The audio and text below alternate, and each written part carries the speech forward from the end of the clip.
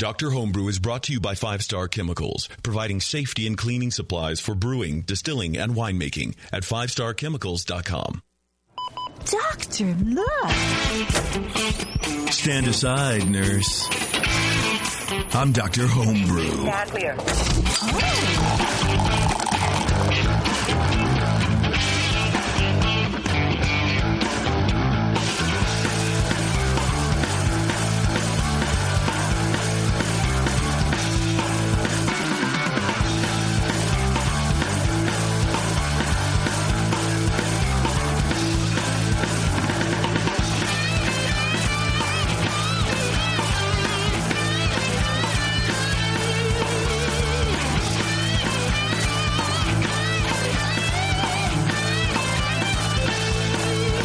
Welcome, everybody. This is Dr. Homebrew.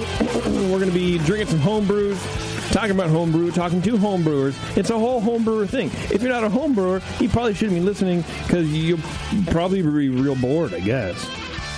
Or you just might learn something. I mean, yeah. I wonder if we've helped any homebrewers go pro over the years. Like, we used your recipe advice, and now we're making $1 million. And you poor schmucks are. Here's a Tesla.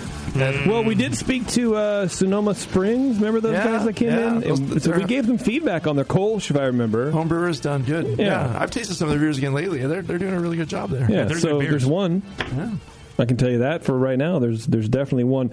Before we get to Josh, who is our first beer, I want to tell you guys about 5 Star Chemicals, the title sponsor of this show since 2013. I'm pretty sure that's the timeline there. But they're good folks. They can teach you how to make better beer by cleaning and sanitizing. They have the best chemicals on the market. Don't believe anything else that you read or hear about, or some anecdotal information, some BS that someone else tries to feed you about, like, oh, I have this organic peppermint root oil that I just poured in, and then I fart into the carboy, and it reacts and it eats. It doesn't work. It doesn't work. It sanitizes. It turns into beer at the same time. It's a 3-step process. No, it doesn't work. Don't listen to stuff you hear on the street. That's true. Man, we're running a little behind. I kind of want to just like BS and ramble, but we didn't do that on the last show, and we don't really have time to do it on this show either. I feel like we're all business right now. Yeah, go for it. Ramble on, man. I can't. I got to get Josh on. We got to get going now, and we'll party later, man. We're already 11 minutes late in calling Josh. Josh is at the airport right now. Josh, are you there?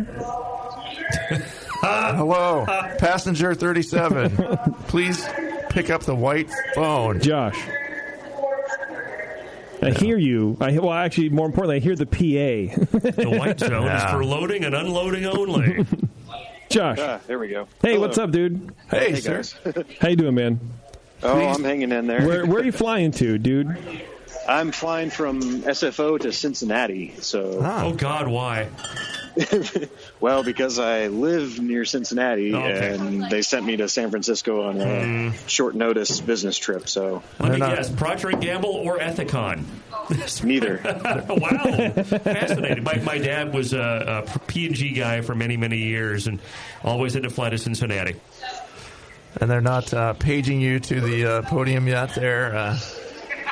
No, I guess we have about 8 minutes or so before they're gonna call me. So okay. Well, let's get into this real fast, Josh. We'll skip all the formalities. Brian Cooper, go ahead and get your notes into Josh's ear right now so he can digest this on the plane. This is the cap with the B on it. Here it's a pretty looking beer. Came out with what style is this? We're drinking a chocolate rum sweet stout. It's a sweet stout base. We're judging it as a spice herb vegetable beer. Okay. 38. Pleasant light roastiness. It has hints of chocolate. Very light though. No obvious hops. Not very sweet either. Smelling. It's just kind of smells like a basic stout, but not as much like a milk stout or sweet stout. The rum is extremely obscured and subtle here. I'm not getting a lot of that in the nose. It's just a faint little, I might be imagining it too. Low fruity esters, no DMS or diacetyl, which is nice. It's a clean beer. Rich, deep, dark brown color. Has a low head of mostly finer tan-colored bubbles. and the retention's fairly good. Had 6 around for quite a while. It's kind of moose-like. Flavor-wise, it's got a rich, grainy, roasty, and slight coffee-like character to the malt. There is some low chocolate as well. It seems cleanly fermented. Again, no obvious rum. The balance is definitely to the malt.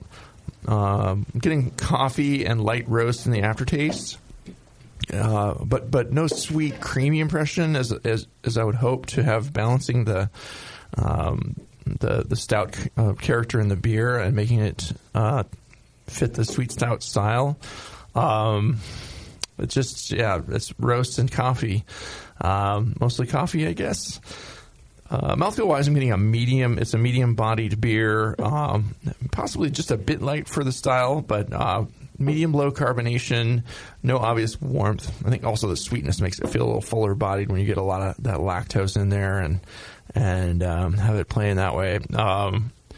Light faint astringency in there, not too bad, but just not as creamy and smooth as hoped. It's really got to be a creamy, smooth sipping beer to fit that style.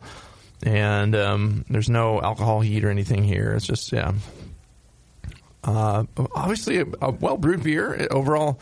It's just lacking much of the sweetness that the style requires, and not very much rum at all. Very light chocolate is there. I'm definitely getting that, and it's not unpleasant at all. It's coming across, nicely. It doesn't have any peppery, gnarliness that you sometimes get with. While with coffee, you can sometimes get different characters, and with chocolate, if you don't do it the right way, it can be harsh and biting. It's smooth. It's not too biting. But I think a little sweetness is going to help us out. Like, definitely need some more lactose. And if you're gonna declare the rum, I mean, you don't have to here. It's fine. You can just declare the chocolate, but push up the chocolate and either drop out the rum or bump it up to a point where it's coming across with the chocolate and the style, and you get it a little sweeter. So I really like the beer, but I had to give it a 29 just because it's not to the style and some of the declared ingredients, as we were talking about on our last show, not coming across. That dings it, and as a judge, you just have to drop it down a bit. And so it still hits into good territory. It's a good beer, just kind of missed the mark on the style and had, didn't really have any big flaws, but just had deficiencies as far as what was declared. So, but yeah, thanks for sharing it. It's a tasty beer. All right, Brian Shar. Let me race through this so we can hear your recipe and get to you. I largely echo what Brian said. Give it a 6 for aroma. Aroma was very low in general. Didn't get the rum. And didn't really smell like a lot of anything. And it may have been because it was too cold. It's hard to tell. Appearance, 3 out of 3. Flavor, 9 out of 20. There were no off flavors. Nothing technically wrong with it, but it's something that's declared as a chocolate rum milk stout. I got lactose being barely noticeable. Rum was not noticeable.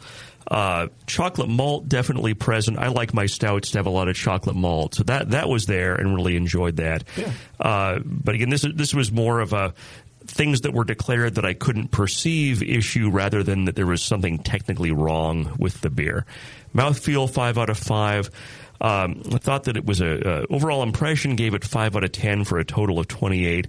It's a good stout, but it doesn't really show off the rum or the milk/sweet characteristics as advertised. So I would try to use next time either more lactose or not call it a milk stout. And then do something with the rum, perhaps with wood aging or something. Hard to tell. Rum can be kind of a subtle spirit. But in the very minimal time we have left, can you tell us about your recipe and process?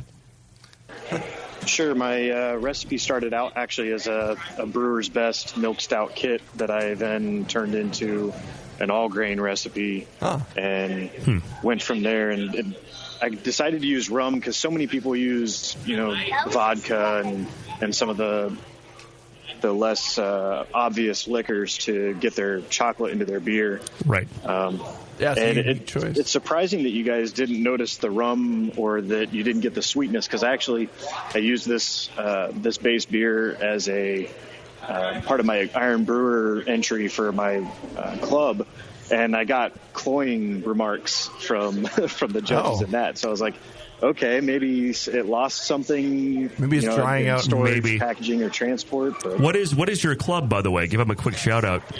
It's Draft Dayton Regional Amateur Fermentation Technologists. Nice. That's a mouthful.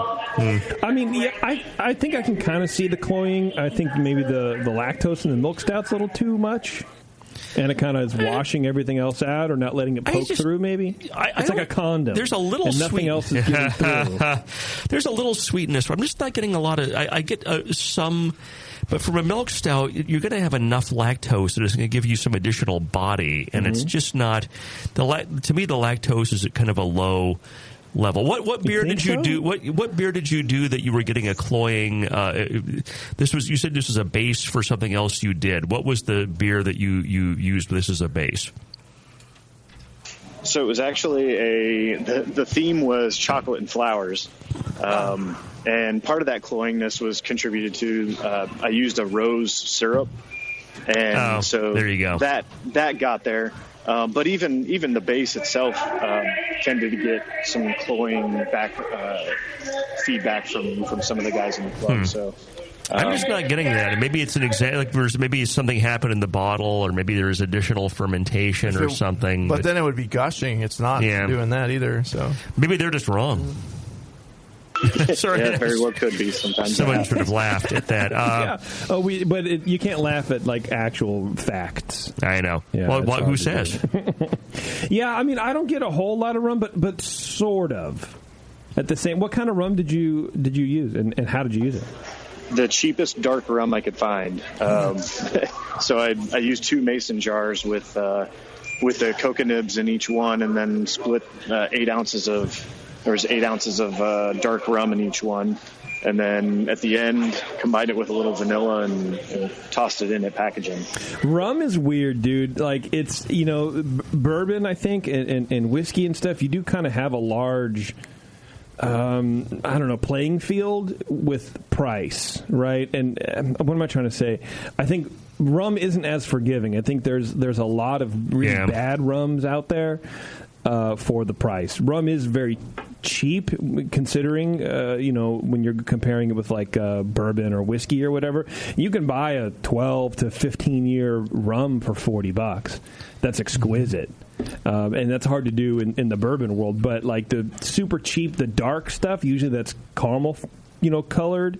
A really good... The Myers rum or like some of that Goslings, shit. Yeah. Those are fine rums, but Whalers, I think, is like the kind of cheaper, really the cheap one. If you have a Trader Joe's near you or something, they have Rum of the Gods, which is lightly aged rum. It's not real dark, but that's a really good rum for like $8 a bottle. If you do it again, I would just stay away from the cheap dark rums, because I think quite often they have a coloring syrup added to them. And I think that could potentially carry over into weird flavors. So, Josh, you put cacao nibs in the rum. Is that what I'm hearing? Yes. So, did you use any chocolate malt? Yes. There's, get my recipe here. There's 8 ounces of chocolate malt and 8 ounces of chocolate wheat malt. In a 5-gallon batch size? Yeah, this is a 5-gallon batch size. And then there was a pound of lactose that I used in that as well. What was the rest of your malt bill? The rest of my bill was 10 pounds of Maris Otter, which I actually used a local variant that's grown by Rustic Brew Farms just north of Dayton. Nice. Their equivalent. Those new artisan maltsters are fun to play with, yeah. And then a pound and a half of flaked oats and a pound of crystal malt, 80 level bond. Yeah. And then there was 4 ounces of black barley. Okay. And not much hop, I'm guessing. No, there's a half ounce of El Dorado and a half ounce of Cascade. Yeah, just enough to get a little bittering. Yeah. No, it's a really enjoyable beer. I sure don't find anything wrong with it just for drinking. I think I get a little bit of maybe kind of some spiciness in the back of the throat, maybe from the rum. It's pretty subtle, but it's, yeah. But I agree with Jason, and I think that maybe next time you might try, it might be interesting to try like a light rum and put the cacao nibs in that, and then you're not having to worry about, well, is there caramel flavoring, or where's the dark character coming from the rum? And you can kind of control the darkness with the cacao nibs. I don't know, what do you think, Jason? Does that seem, am I just totally off base on that? You're the one that does the spirits show. Yeah, well, it depends also really, Josh, about what you're trying to achieve with the rum. If you're just looking for flavor and stuff, well, again, let me back up. I'm still learning about rum, but from what I understand is the coloring of rum doesn't mean shit. It just means that it has coloring in either from a barrel or whatever, but it doesn't mean anything as far as aging goes. You can have a clear rum that's a 10-year-old rum. It just hasn't seen any oak. Or lightly aged rum are typically the kind of more, lager colored rums, really. Yeah. So yeah, I was going for something that was going to add kind of complement to the sweetness, but also add kind of a unique flavor, or just a unique addition to a good base beer. I can get it. I can definitely see that. Did you do anything with oak cubes in here? I apologize if you said and I missed it. No, actually, this is technically version 2, but version 1 point whatever. I used a Black Swan honeycomb. I used toasted white oak. Okay. For that batch, and I couldn't really tell much of a difference, and to me I got as much of the same taste or character using just adding vanilla to it. Because I get some rum coming up from my gut, which is weird when I exhale through my nose. I can get it's there. For me, there's too much lactose in it. It's too sweet, and so I think it's covering up some of that rum. You might try a lightly aged rum when you put your cacao nibs in, and maybe some oak cubes, and just make a tincture out of that, or put some I think it maybe needs some oak, just a little bit. I think not an extensive aging, but just a touch of maybe tannin. Maybe that's what I'm looking for. I'm looking for something else. The tannin, the vanilla. Yeah, I love rum, the concept here. Yeah, I do. I really do. And rum is weird because you can drink it on your own, but it doesn't really. Nobody really does that, right? Unless you're a weirdo like me. And then again, you're drinking rums that are 15 years old, 12 years old, or more on their own, because they kind of taste more like bourbons really than rums. Rums are really built, in my opinion, in my dumb opinion, for mixing with shit. So it needs something. It's supposed to be underlying, but this, I think, maybe the lactose is a little too much. That's what I'm getting in my mouth. The lactose kind of carries, it kind of just eliminates everything. I think we're kind of at odds with JP because neither one of us got any of that. You mean I'm right? That's what you're saying. Coffee and cream that you expect with a sweet stout. Yeah. That sweet character. It does have an odd sweetness to it in a way. There's something in there that has a little could be the rum twist to it. I would bet it's some of that rum. Yeah. JP is a lactose super taster. That's true. I like it. I think what you're doing here, Josh, is really good. Maybe up the chocolate presence with some pale chocolate in your stout or something like that. I think this beer could really use more of a chocolate oomph and go from there. Yeah, and if your other friends told you it was too sweet, maybe they're right too. But play with the lactose level. Maybe, lactose and pale chocolate. Maybe take the same beer and add more to one and less to another, and just see where it falls in a happier place for you and everybody else that's tasting it. And JP is the king of the nibs. I like nibs, dude. Yeah. Is that good, Josh? Did we help or hinder? No, yeah, that's absolutely what I was looking for. I was looking for feedback that was going to be, from people that weren't going to just tell me, hey, this is good beer. And it is good. It is good. And I've enjoyed drinking this. Did we go over his recipe yet? I forget. He gave them malt good. Bill. Yeah. Okay. All right. Anything else, Josh? Any other questions you have? No, I think you guys covered it, and I appreciate the feedback and for you having me on. Oh, God, you're sitting next to the baby on that airplane. You're going to have a nice flight on the way home, aren't you? It's my baby. I got my Bose noise-canceling headphones, so there we go. That's how I'm talking to you guys. So you're good. Nice. Josh, please I think I'm going to be all right. Josh, to gate 37, please. All right, Josh, this is I final appreciate boarding call for flight 267 to Cincinnati. We'll let you go, Josh. All right, guys. All right, Thanks. Cheers. Have a good flight, buddy. Thanks, man. I get enough of that crying shit at home. I don't even hear on the radio. That's a dedicated participant in the show to take place in this while he's walking down the jetway and getting seated next to crying babies. Absolutely. Hey, before we go to a break, everybody, the Smart Brew water testing kit incorporates a revolutionary photometer system, which is the first and only one on the market with its own app. It's for home or commercial use because it takes great water to make great beer. It's the only meter on the market that runs with water tests with no math needed on your part. You can have the ability to test for over 40 different water quality tests. 4 come already preloaded, so you don't have to worry about that. And you can grab more through the app. You can test for stuff like total alkalinity, chloride, calcium hardness, pH, sulfate, and more with only 4 mils of water needed for each one. Go to smartbrewkit.com. Use code TBN10 at checkout and save $10 on either the standard or advanced Smart Brew testing kit. We are going to take a very quick break. We're going to come back and we're going to not that break, you dumb muck. There we go. What? We're going to take a quick break and we're going to come back and we're going to drink some more beer and do the stuff we do. It's Dr. Homebrew. Stay with us. Hello, fellow BNers. This is Sully from the 21st Amendment Brewery located in San Francisco, just 2 blocks from Giants Park. Before Nico and I opened the 21A and before I was a professional brewer, I homebrewed on my small 4-burner apartment stove in a back house in Santa Monica, California, making my extract brews before graduating to the daunting idea of all-grain brewing. Homebrew books and information was hard to come by back then. The internet hadn't been invented yet, along with other things we take for granted today, like electricity and potable water. One thing I wish I had back then when I was learning was a radio show that could teach me the ins and outs of brewing and answer questions that I had about homebrewing, a resource for making great craft beer. The 21st Amendment Brewery is excited to be a proud sponsor of Dr. Homebrew, a great show that teaches you what you need to know about making incredible beer. Good stuff. Listen up, you might learn something. I certainly did. And thanks for your support. Tasty Crack Games.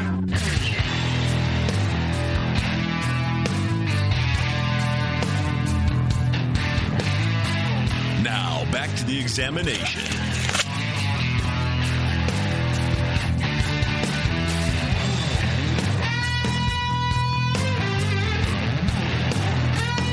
All right, thanks for sticking around, everybody. You got high Phil here. We got a high Phil. Hi, Phil. Like, I opened the cap and it dripped onto my fingers and down the side. Before we get to Chris, I got to ring him up here real fast. I want to let you guys know that Pico Brew exists at picobrew.com. You can go there if you're looking for any sort of automation in your life for home brewing.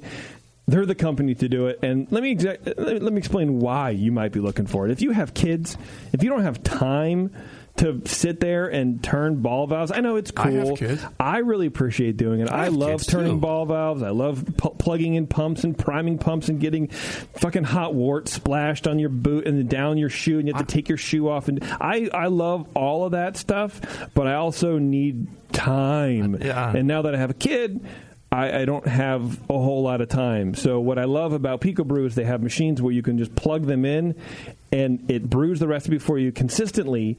It won't forget the hop addition. Pico Brew will not get too drunk. That should be their slogan.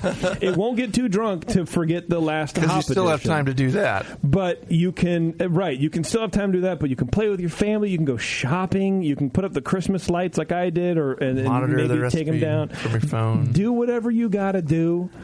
Plus, if you get the machine like, I think it's the Pico Z. The Z is coming. Shipping today. You can use it with the Pico Still, which I have. I have a Pico Still. I'm going to get the Z coming to me here soon, and I can make hop essence. You're going to distill the fuck out of some essential oils. I'm going to make so much water, distilled water. Yeah. I'll be honest with you guys. Right now, I would have brought some but I don't have a whole lot of it. I have like 4.5 liters of sugarcane juice that I fermented. Started at 1070, finished at like 1. Slammed. Not surprised. Yeah, I know. I'm really excited about it. Well, because there's a lot. I guess apparently a lot of pH issues potentially with fermenting sugar, like straight sugar. Interesting. So you have to watch that because it'll kill your ferment. But anyway, so I'm excited for my Pico because I'm really just gonna.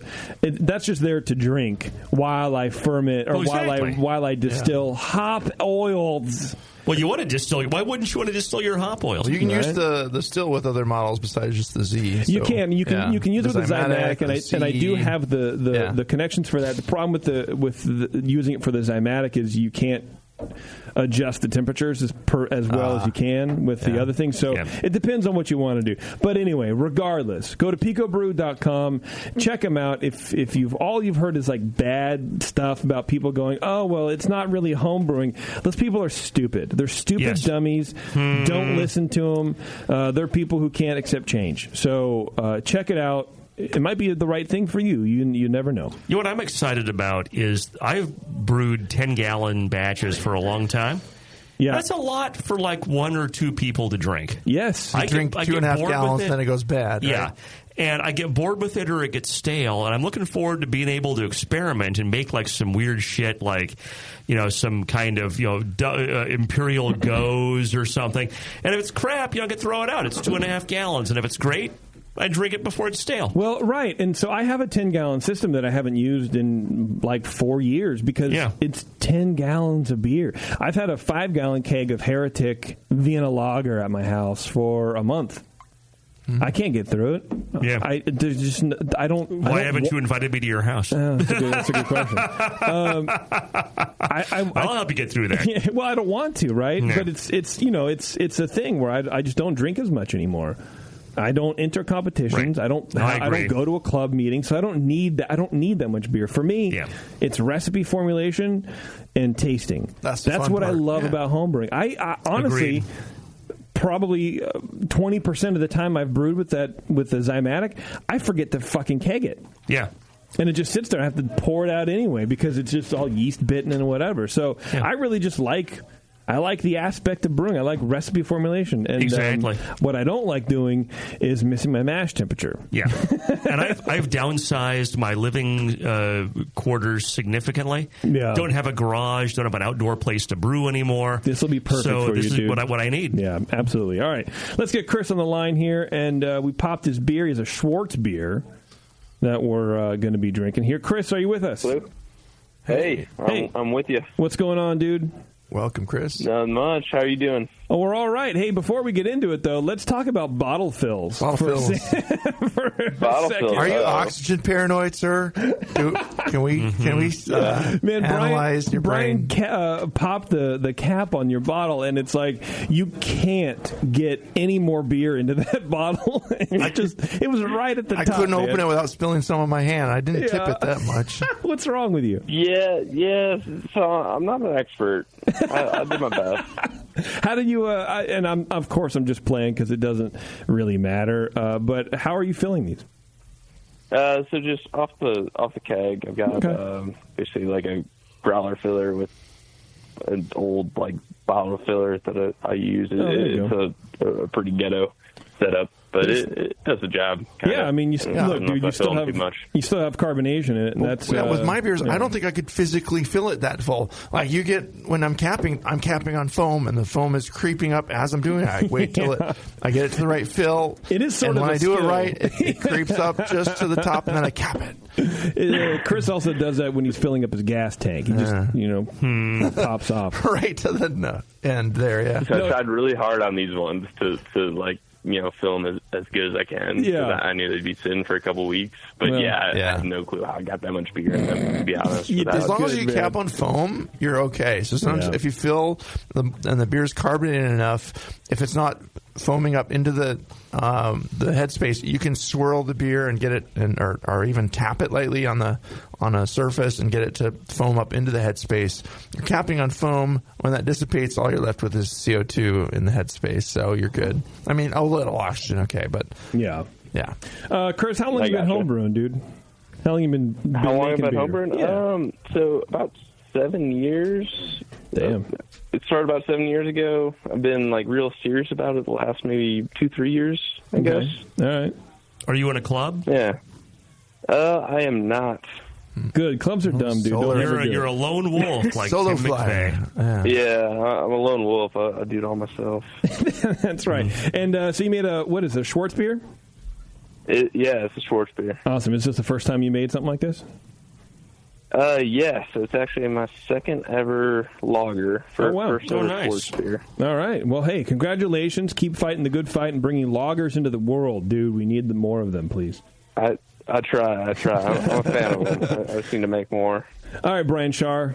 Talk to Chris about his beer, please. Jason, are we allowed to give this information out with HIPAA? I mean, do we have doctor, homebrew patient confidentiality issues that we can't discuss this on the air? Are we okay? That is a hippopotamus. Okay, good. So I really enjoyed this beer. Marching down my sheet, I noticed you had a American flag cap on your beer, which is really cool, and I liked it, but don't do that in competition, especially if you're known as the guy that has the American flag caps, because that is one of the things that can possibly lead you to get disqualified. So you need to, when you're entering something in comp, get like the plain silver, gold, whatever, just a plain cap. You don't want to run that risk of getting DQ'd because you have a that distinctive is, unless cap. you're entering the homebrew competition at the Republican National Convention, in which case that's the kind of cap that's required. Or the DNC or something. Yeah. It could be. Of course. Or the DSA. You exactly. Don't know. The don't know. Washington, D.C. Homebrew Competition Or the Awards or something. Initially the aroma is dark malt and slight roast. There's no hop aroma, no esters, no off aromas. It's very classic Schwarzbier aroma. Gave it 9 out of 12. Appearance, colors dark brown with ruby highlights. I really like. It's a personal thing. I love dark beers that have that little bit of ruby. I don't know what causes that. I really don't, but to me, that's like, if I have some ruby highlights holding it up to the light, that's telling me it's going to be tasty to drink. It's clear to the extent you can tell in such a dark beer. The head is low and persistent, but the head is lower than expected. So I gave this a 2 out of 3 for appearance, knocked the point off for the head. Flavor, initially, is light roast and dark malt. Very well attenuated, which is great, especially for a lager. Homebrew lagers often have the issue of they're just not attenuated enough, where people ferment them too cold for not long enough, or just they're not familiar enough with what's happening with the lager. This is very well attenuated, well done. Medium bitterness, no hop flavor, great balance between the malt and the hop bitterness. Finish is long and balanced. There's no esters, which tells me this got fermented properly at the right temp, and this wasn't some sort of weird attempt at doing a lager at 70 degrees or something. So I gave it 14 out of 20 for flavor. Mouthfeel, 5 out of 5. Body's medium. Carbonation's low to medium. No warming. More perky than creamy. No astringency.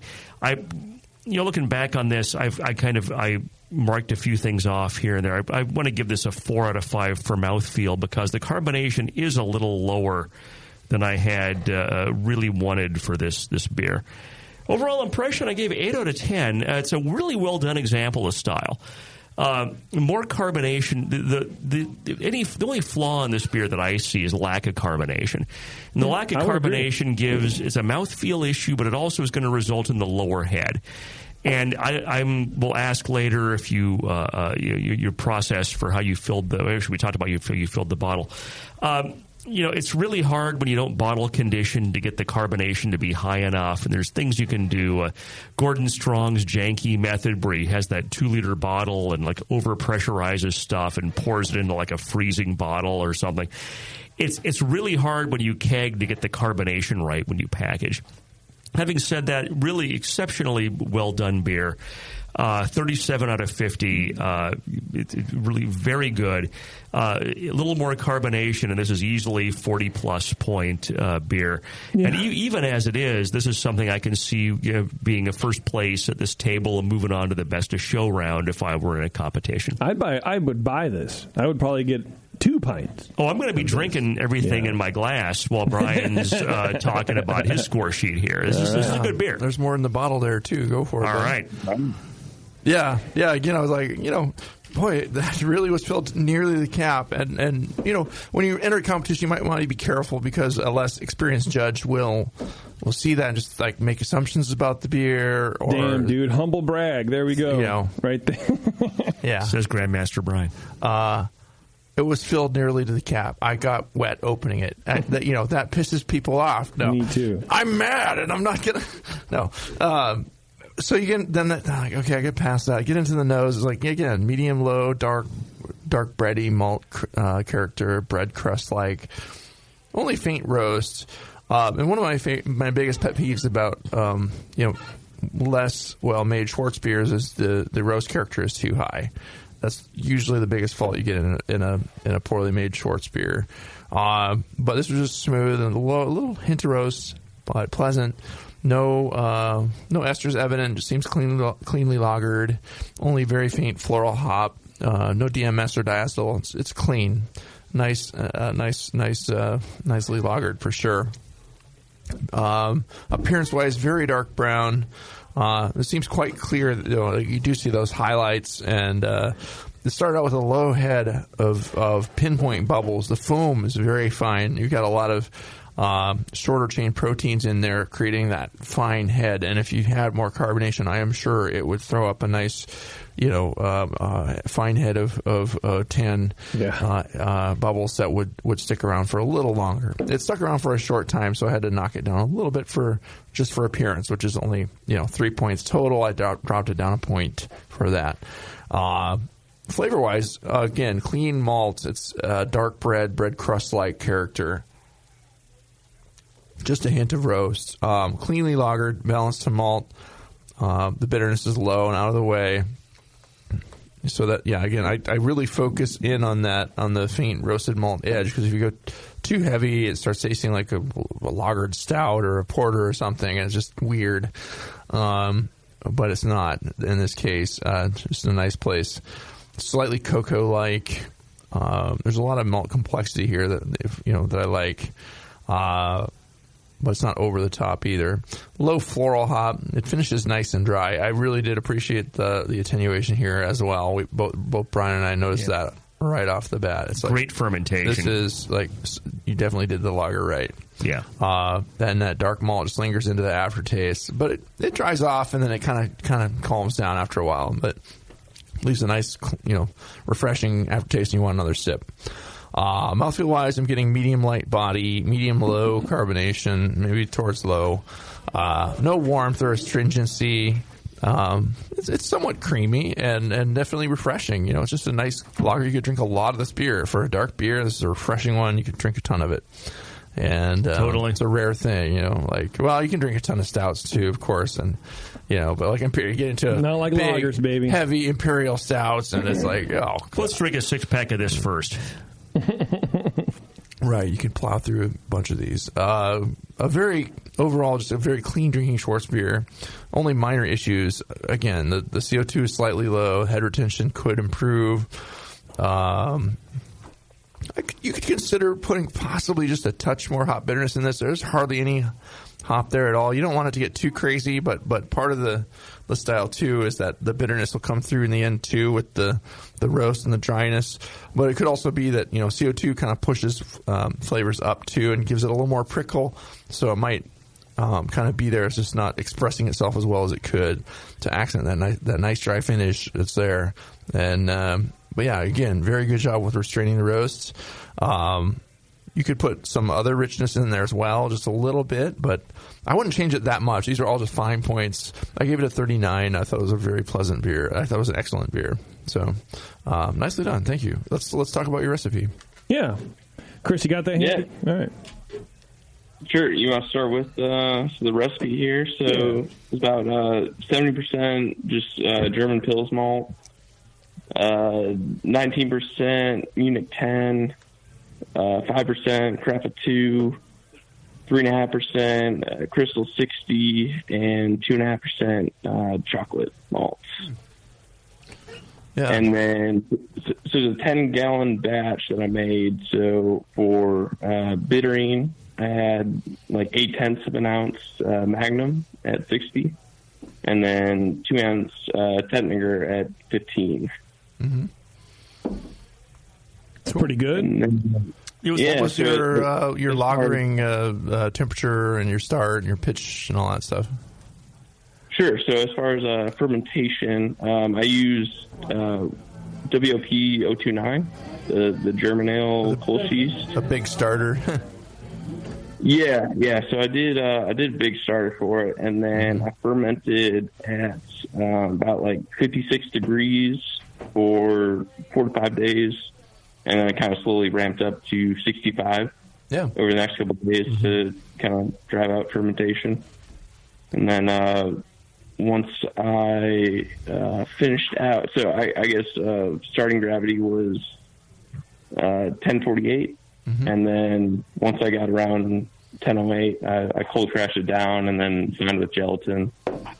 Yeah. And kegged it soon after that. Yeah.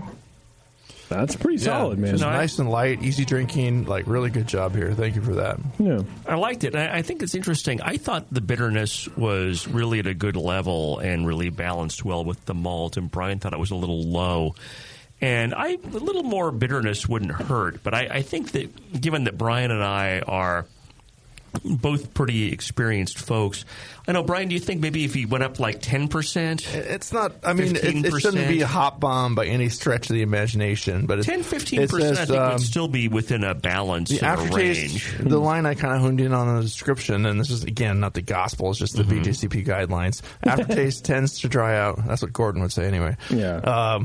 There's a lot of room for interpretation and styles. Aftertaste tends to dry out slowly and linger, featuring hop bitterness with a complementary but subtle roastiness in the background.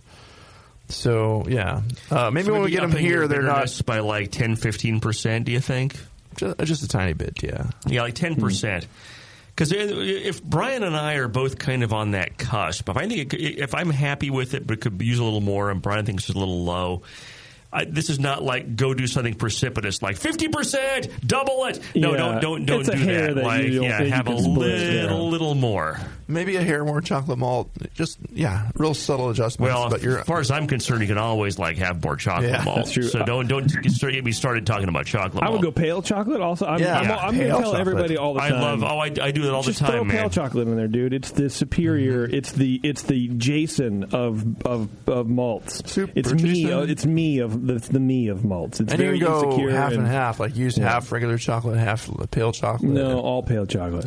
I'll tell you a funny story about pale chocolate from what I've heard is, Phil Montalbano from Fermentation Frenzy in Los Altos way back in the day, before More Beer bought them. That's right. He was the guy that had the pale chocolate. It was the early, 20 years ago was evangelizing pale chocolate.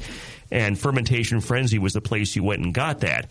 And, he's been talking about that for 20 years. Yeah. And he's right. I mean, that stuff is phenomenal. And it's people gold, started baby. picking it up. And, that's really good. It helps layer flavor. It's great for beers like this.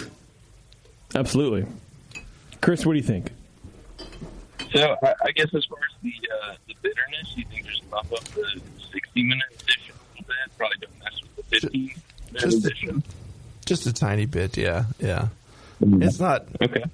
Again, you don't want it too much, but it should come through just a little bit more, maybe. Yeah, maybe bump it up 2 minutes or so. Yeah. Okay. It's not even something you're going to notice this hop, really. It's just going to be accent the bitterness of the, because the roast is so smooth and the malt character is not bitter at all. It's like really smooth, like the way you did your mashing. I wouldn't change that at all. It's super, nicely mashed. You must have hit the right pHs and just gotten right in the zone there. But just a little hop to kind of make it pop a little bit and and that dryness. Yeah. Okay. I do have a question. So this is one of the first beers that I did with all RO water, and then basically adjusted the mineral content to, I think it was dark and malty on brewing water.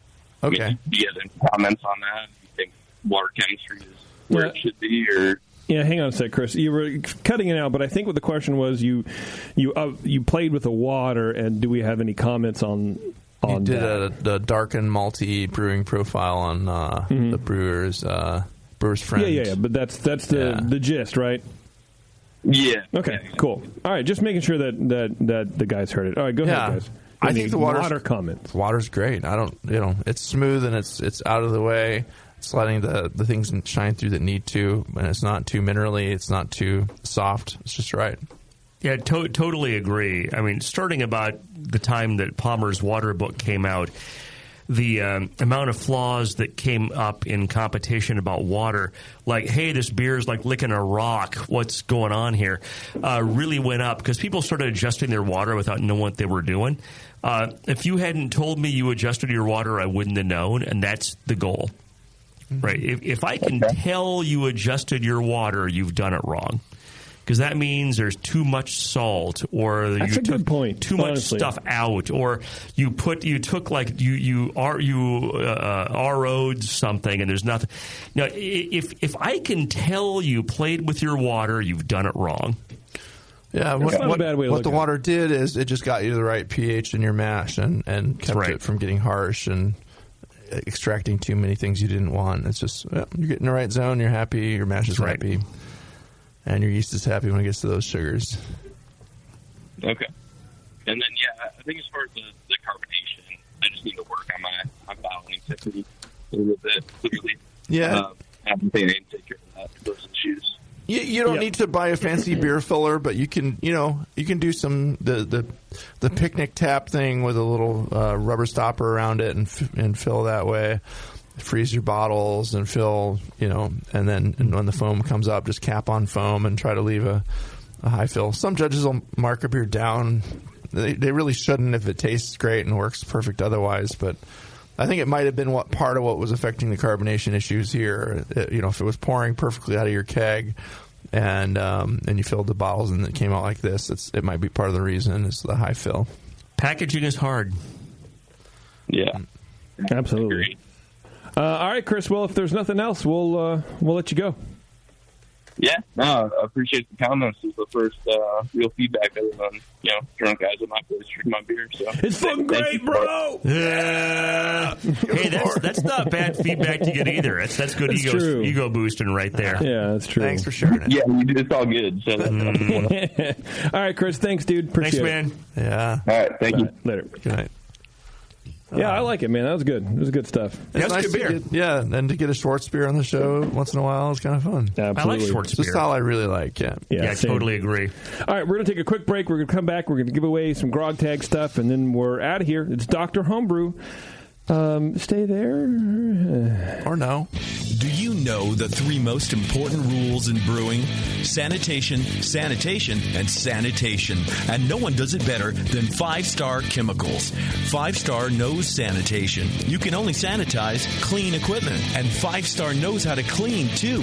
For craft brewers and home brewers, 5-Star has what you need to keep your fermenters, serving tanks, kegs, and draft lines sparkling and free of any beer-spoiling bacteria. PBW, caustic, acid cleaners, Star Sand, SaniClean, lubricants and defoamers, pH stabilizers, and more. 5-Star Chemicals has cleaning supplies, safety supplies, heat exchangers, pumps, hoses, and valves. And 5-Star is proud to offer eco-friendly products that exceed customer expectations. If you have a cleaning problem, you need the 5-Star solution. Visit 5starchemicals.com or call 800-782-7019. 800-782-7019 and get the 5-Star treatment today. I'm sorry to tell you this, but we're going to have to pour you out. Back to Dr. Homebrew.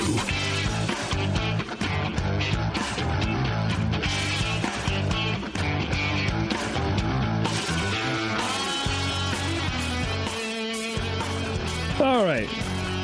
Thanks for not leaving. I appreciate it. I could tell that you guys didn't leave, and I appreciate that. Are you referring to us or to the listeners? I don't know. Mainly or both. The worms in my brain. Okay, so we had Chris and Josh on.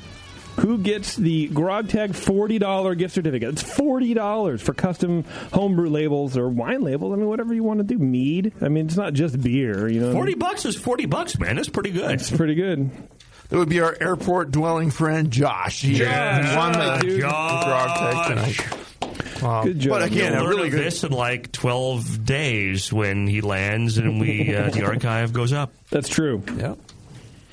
He might be stuck in SFO all night, like cursing us because we like made him late to his gate. I don't know. Maybe they all have to exit the plane because TSA is like, wait, you were calling in the Dr. Homebrew on this plane? What was Everyone this talk leave. about distilled spirits? Do you have distilled spirits in your bag?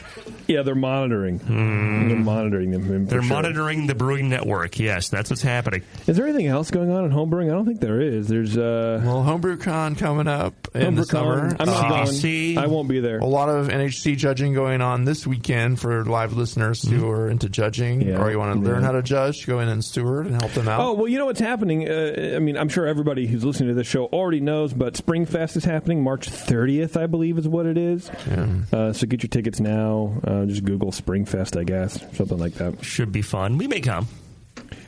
Yeah, apparently it's not kid-friendly this year. It's not 21 and up. I was going to bring Alice. I was talking to Bev about it. I was like, yeah, because Taryn's going to be out of town at her sister's bridal shower. I'm like, first of all, definitely not going to that. But I was like, maybe I'll take Alice to Springfest and show her around and hang out with everybody. And Bev's like, it's 21 and over. I'm like... You can't even bring a 1-year-old? I know, that's weird. That's the license that we have, I guess, and so we got to just, of course, we got to be legal about it. You do what you got to do. Yeah, so it's not a Saturday with my daughter, so I might go, but, my girlfriend hates beer, so that's the other thing. Is well, you should go. Taking her for a beer festival day is not really a lot of fun for her. No. Email Bev, though. Don't pay for a ticket. You should get a free ticket from Bev. Woohoo! So I might just stay home and stay on Chatterbait. I don't know. We'll as a viewer or shower? As a performer. What the fuck, are you kidding me, dude? Give me those tokens, Daddy. Let's go. Tokens. I need the fucking token. All right. We're going to get out of here. We're going. Why? We're having so much fun. One more 200 tokens, and I show feet. That's kind of my thing. That's kind of gross. All right, everybody. Thanks a lot for tuning in to Dr. Homebrew. If you want more shows like this, well, there are none out there. There's just our back catalog because we're the only show that has 2 Grandmaster BJCP judges on and will live feedback your beer. So you can't find it. If you don't like it, you're screwed. You got to stick with it. So there's that. There's a whole bunch of other shows on the Brewing Network. Heads and Tails, of course, with Warren and myself, which I'm, of course, the better part of that whole thing. And Lunch Meats. The less bearded one, maybe. All like that. All right, everybody. Thanks a lot for tuning in, and we will see you later. Send us beer.